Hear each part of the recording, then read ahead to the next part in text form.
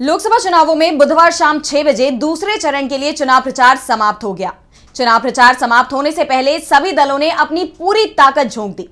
BJP की तरफ से पीएम मोदी ने प्रचार की कमान संभाली तो बीमारी से उबरने के बाद राहुल गांधी भी मैदान में उतर आए।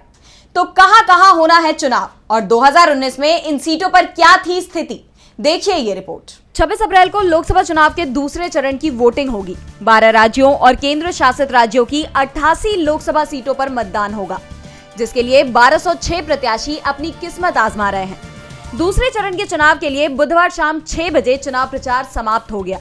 जिन राज्यों में चुनाव होगा उसमें सबसे ज्यादा 20 सीट केरल की है। राज्य की सभी सीटों पर एक ही चरण में वोटिंग कराई जा रही है। केरल में 20 सीटों पर 194 उम्मीदवार मैदान में हैं।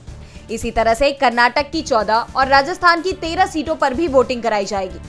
महाराष्ट्र और यूपी की 8-8 सीटों पर वोटिंग होगी, जबकि मध्य प्रदेश की 6, बिहार और असम की 5-5 सीटों पर भी वोटिंग कराई जाएगी।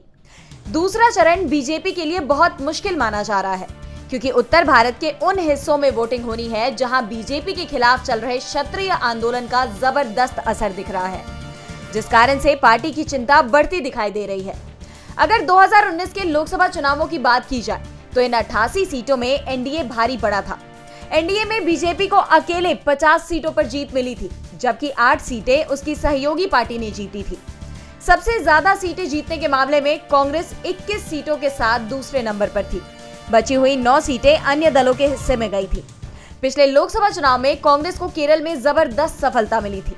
कांग्रेस की यूडीएफ ने 20 में से 19 सीटों पर कब्जा किया था। दूसरे चरण में वोटिंग के लिए मध्य प्रदेश की 7 सीटों पर बीजेपी का कब्जा था। बिहार में 1 सीट बीजेपी और 4 जेडीयू के पास थी।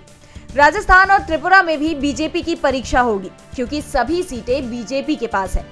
असम की 3 सीटों पर बीजेपी और 2 पर कांग्रेस का कब्जा है। डीबी लाइव की रिपोर्ट।